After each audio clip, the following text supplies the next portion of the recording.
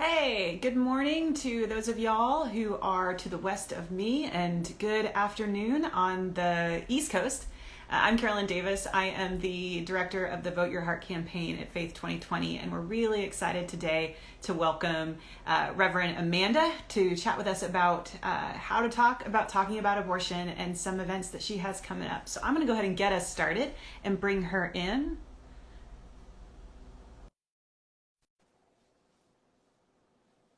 Hey, Amanda, can you see us?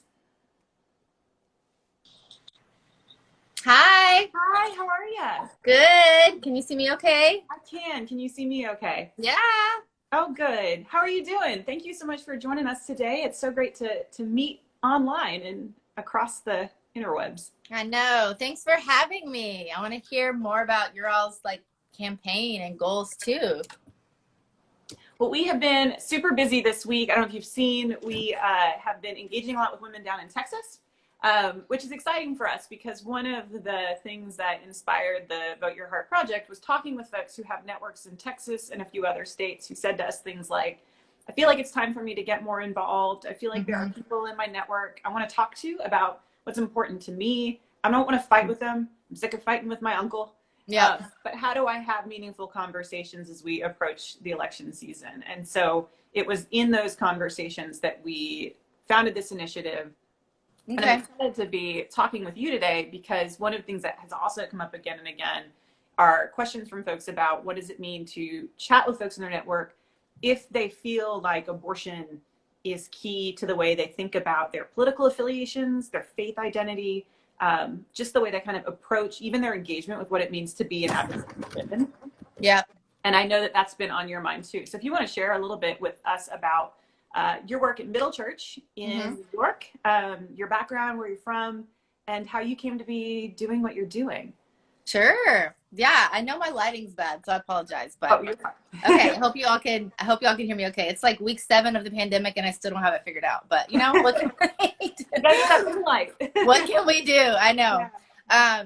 So yeah, I am an executive minister at Middle Church, which is in the East Village in New York City. It's a very progressive, multi-faith, multi-ethnic movement of love and justice, as we like to describe it. I grew up though in Kentucky, in a small town in Kentucky, and I think that that's important to share because the values and the modality that I was raised in is also much more aligned with how the majority of, especially white women of faith, tend to vote on the issue of abortion in this country. So I understand what it's like to be kind of in conversation and up against, to be quite honest, people with very, very different views on the issue of abortion. And, it is, I guess I'll just start off by saying it's such a loaded topic.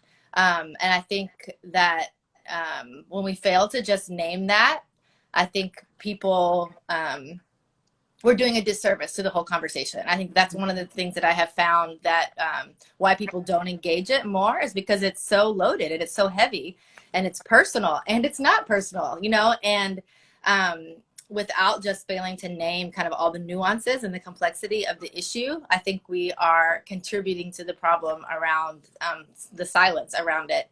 And also, we have seen that this is a wedge issue, as we like to say, specifically for Christian women. Like we will vote, straight down the line based on if someone is pro-choice or pro-life.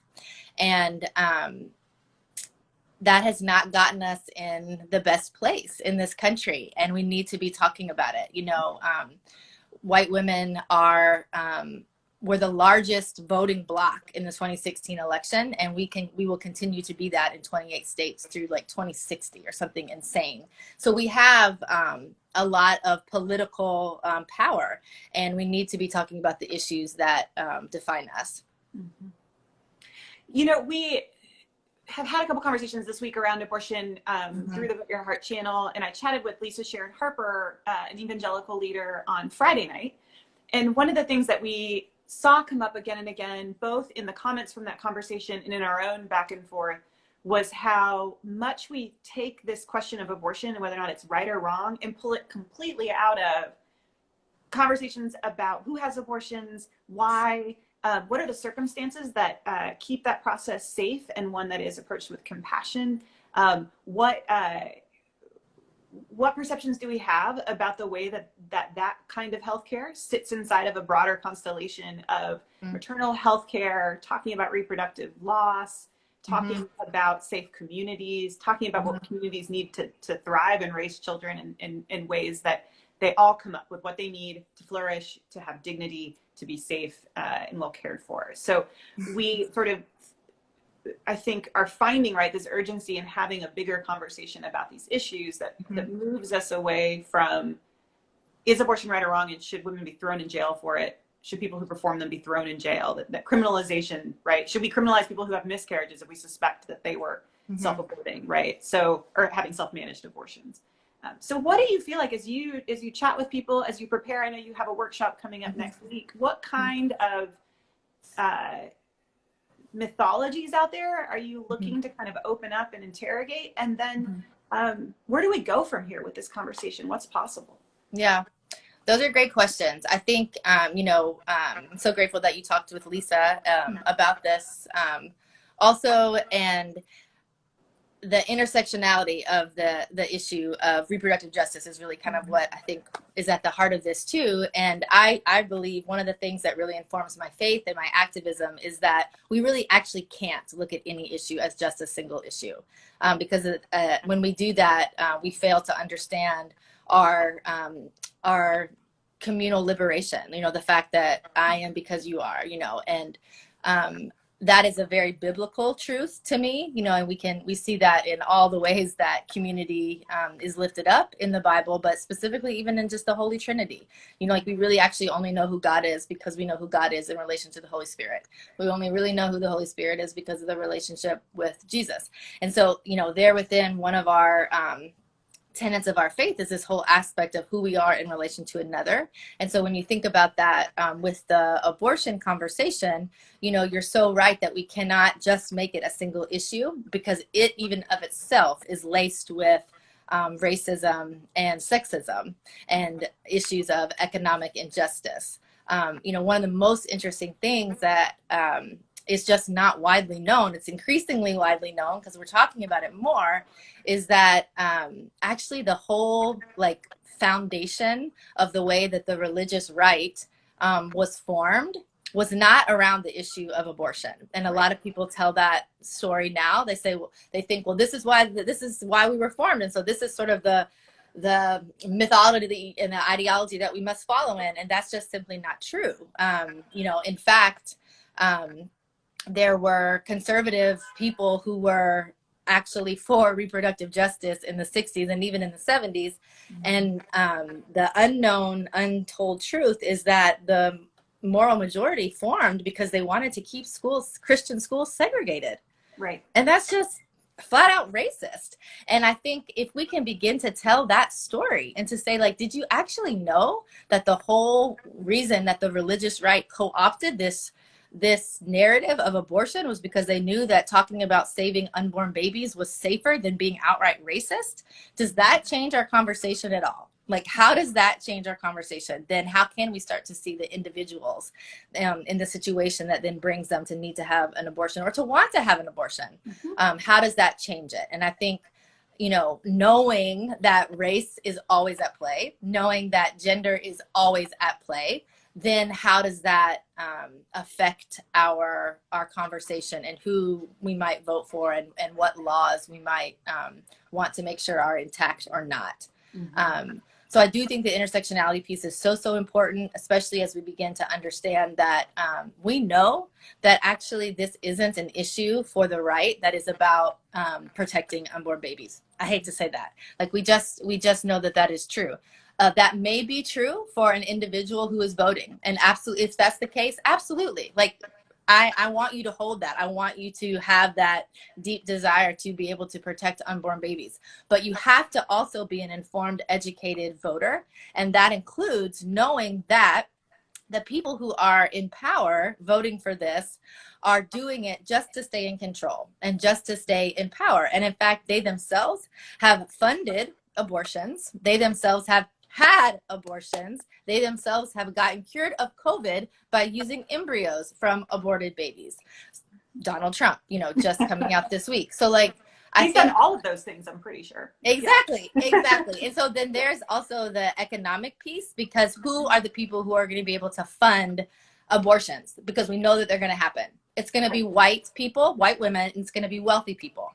And so when we think about who does not voting for pro-choice politicians hurt the most, that's going to be economically underfunded communities, which in this country, because of all of the reasons, are Black and brown and indigenous people.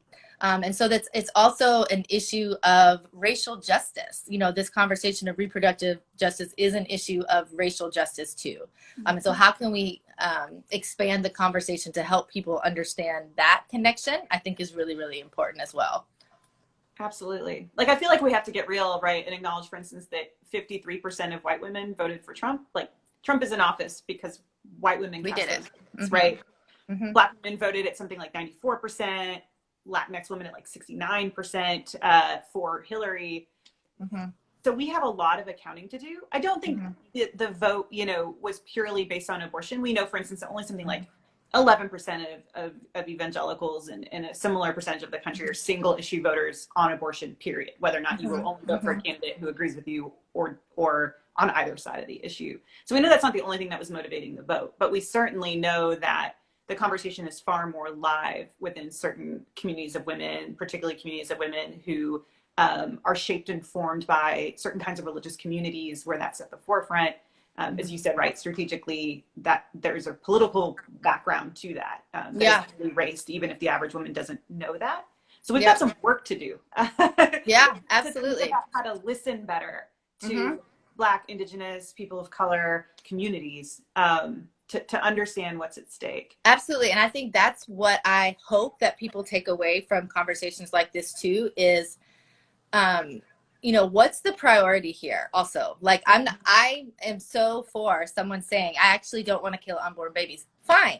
But I also need you to understand how this conversation fits into the larger scheme of things. And if we are, putting people in office who that is one of their tenets, we're also continuing to not publicly denounce white supremacy. We're also continuing to not publicly work for religious freedom and, against transphobia and xenophobia and all of the things that we have seen coming out of this administration. It is a very privileged place to be able to say that I am basing my vote on this, in the same way that we see, white evangelical voters say, oh, I'm worried about the Supreme Court. And it's like, well, do you know who these people that are putting into office on the Supreme Court are? Right. Because if you're a working woman outside and got pregnant on the job, do you know that you would be fired for that if it weren't for Ruth Bader Ginsburg? And, those are not the type of people that are coming up onto the Supreme Court right now. So it really is all connected. And I hope that that's a takeaway that people can have about it. I think understanding the racist roots of specifically the reproductive justice pro-life movement is so, so, so important. And then obviously, I know you've talked about this on here before, but we also just need to name more often the manipulation of the religious right in claiming the words pro-life. Mm-hmm. Because damn it, I'm the most pro-life pastor there is. I mean, right? So it was a very manipulative, sneaky, intentional move for the religious right to say we are pro-life, because then all of a sudden that makes us think, well, who's not pro-life? That's not me. And even thinking about this conversation in the wide context of what does it mean to support and to sustain and to fund and to value life through the whole breadth of existence and not just in the womb is another conversation as well. I think some people in this space get stuck also on like, when does life begin conversation and you brought up miscarriage. And I think we don't want to go down that road because that's also so sticky.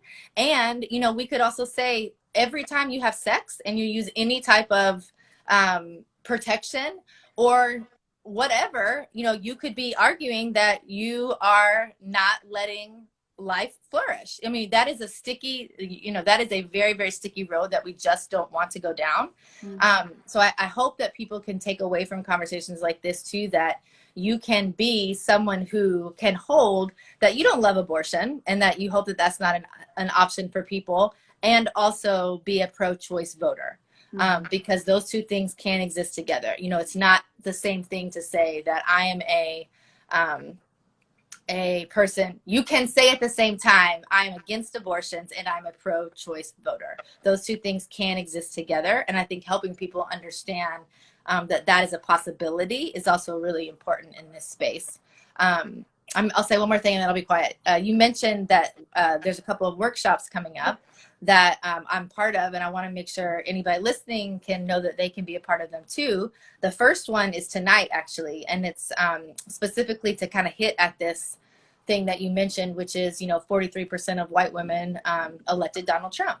And you know, I'm the first to say I don't love all white spaces because they're inherently racist, and that's not the way that we get, you know, towards full liberation. But it is part of the work. It's absolutely part of the work for me to be able to learn how to talk to my white cousins and my white aunts and the people and my white colleagues who are going to continue to vote this way if we don't have these intentional conversations. And so tonight's event is really about giving us some tools to have those conversations, and also energizing ourselves around the urgency of, you know, we have 3 weeks to go, or not even, like 2.5 weeks to go, and we have to do this work. You know, being able to say together, we understand that we did not do this well before. We have not done this well for 400 years, and can now please be the time.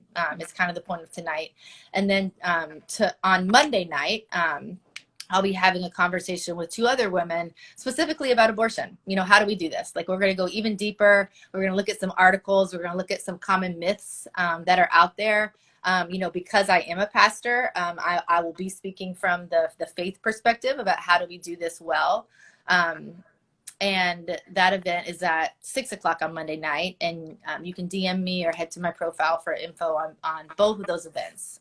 But I'm really grateful for your platform and helping people understand that it really is needs to be about, you know, what do we ultimately care for when we go into the voting booth? What are the values that define us? What are the values that drive us? What are the things that we want to be able to say that we are voting for, that we're putting forth in the world, not just for ourselves, but for generations to come? And another, I will say, fault of white women is that often we think of our political involvement very short-sighted, in a way that really only is about us and what is the best thing for my specific family. And while that's of course very important, I'm a mom too. I have 3 kids. I'm trying to pay the bills. Like, I'm always thinking about that. But that is not a faithful way to understand our place in democracy and our place in the world, because the God that I know and understand thinks about relation to all people, and how is, you know, what am I working for and doing in the world also affecting my neighbor, also affecting the kid down the block, also affecting the mom who doesn't look or love or believe like me. And so for me to imagine that I'm only going to the voting booth worried about myself and my family is short-sighted, and we need some work around that. Absolutely. You know, when Ruth Bader Ginsburg passed away, Sam B tweeted out, the time for self-care is over. Any face masks, you know, yoga you've been doing during this period to get you through the pandemic, that's done now. We're talking other care. Like, so how do we work in these next couple of weeks to make sure, right, other folks understand that their vote will impact the most vulnerable among us the most? Like you said, like going back to the very beginning, right?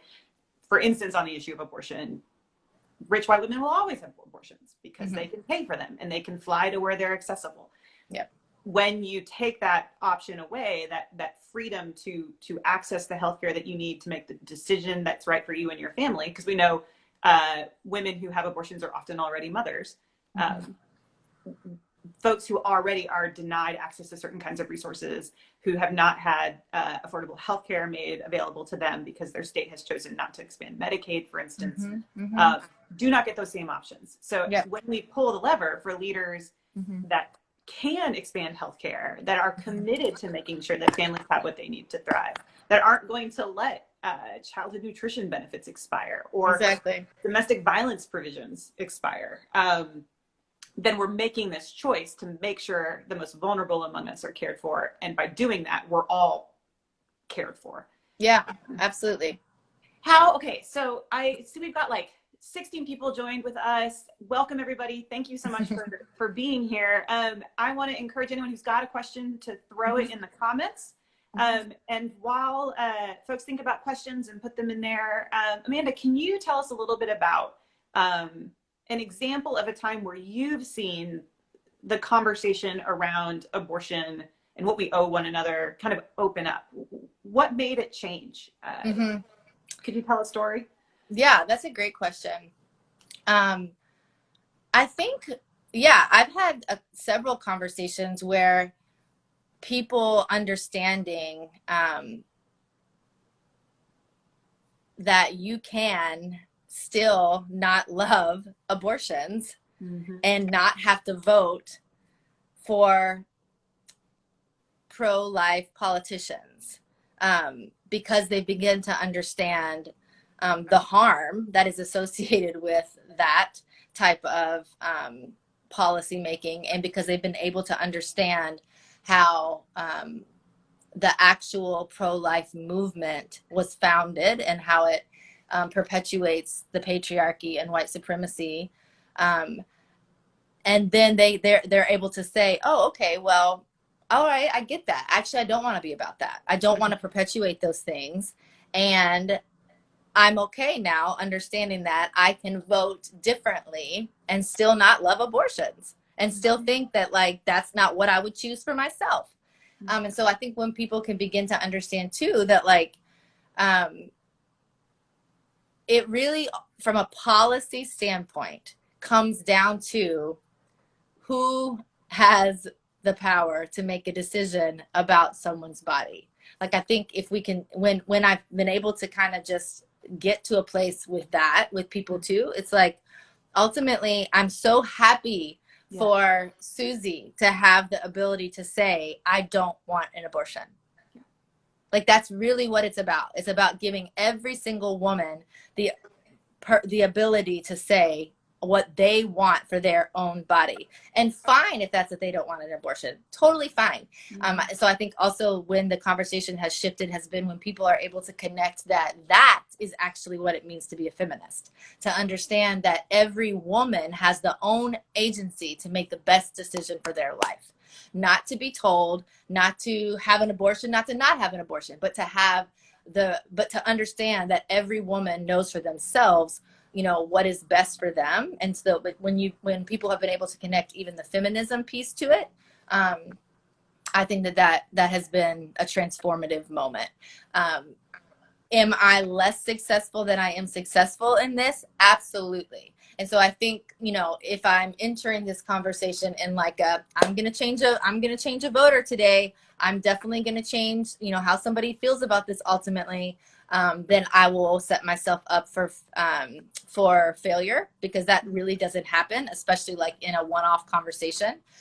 But expanding the conversation and expanding this notion is really, I think, what the goal is. And that's the whole, you know, just to bring it like all full circle, that's the whole goal of like my online platform of Raising Imagination. It really is just about raising a collective consciousness so that everybody can begin to see things from a different angle, from a different perspective, and think, oh, okay, I hadn't thought about it like that. And let's just see what those seeds and what that new thought does in my body, and then the way that I will then become a voter and a citizen and a mother and a whatever. I love it. This has been such a great conversation, and I'm so glad you took the time. So as we close out, can I ask you to give the folks that are watching, what's one question that they could bring to a Facebook conversation they're having, to a call they're having with a friend or a family member in the coming days that could help open up a conversation either around this issue or around simply what does it mean as women to be accountable to one another and how we care for one another, and vote for change that helps us all flourish, all of our families flourish. One question that they can use to start a conversation. I'm thinking of so many things. I think, so I'm going to say more than one because I'm not good at this, but I think even just saying, would you be willing to engage me in a conversation is a starting place. I posted on my Facebook page that I'm hosting this white women conversation tonight and said, 53% of us voted for Trump and I'm not happy. Are you happy? And a white male, of course, a white straight male posted on there like, I know somebody who did early voting today, and are you saying that they're wrong? And I just wrote back and I said, well, I would love to engage that someone that you know. Not you who's like speaking, out of place as like a white man that nobody invited here. Yeah. But like, would your friend like to engage? Would that person like to engage the conversation? So I think even just opening up, like, do you want to talk about this? And I still have a lot of family members that I know I need to do this with before November 3rd. So I'm thinking about how I'm going to preface it, but also just saying like, would you be willing to engage is a helpful way to start. And also I always preface these type of difficult conversations with, I wouldn't have this with you if I didn't care about you. Like if I didn't really love you and believe that you're actually selling yourself short by not like seeing this another way, by letting whiteness control you in the way it controls you, white person, I always preface it with that. Like I wouldn't spend my emotional energy, my emotional labor on kind of going there with someone if I didn't really care about it. Is there a political motive too? Of course there is, because I care about liberation for everyone, but I wouldn't do it with the individual if I didn't also love them and care about them. So that could be a way, to say, do you want to do this? And then I think ultimately asking people, something that I do a lot, if somebody will say something to me like, oh, well, I voted this way because of this, or I believe this because of this. I'll just say, have you considered how someone who doesn't look like you or love like you or believe like you would vote or would feel in this situation? And just like asking that straight out and then seeing kind of what comes from there. Okay, well, I think we have a great place to start. Thank you so much. For those who are listening, you heard Reverend Amanda mention reproductive justice. We're going to be talking a little bit more about that later this week with Sonia Spoo from Ultraviolet, who's going to talk about her own faith journey, how it led her to a position on reproductive justice, this larger holistic view of how we build communities that can lift up everyone who parents. So we are excited to continue the conversation this week. It is game time, y'all. 90 days left. Yes. If you were scared to have that conversation, it's time to have the conversation. And then the work doesn't end November 4th.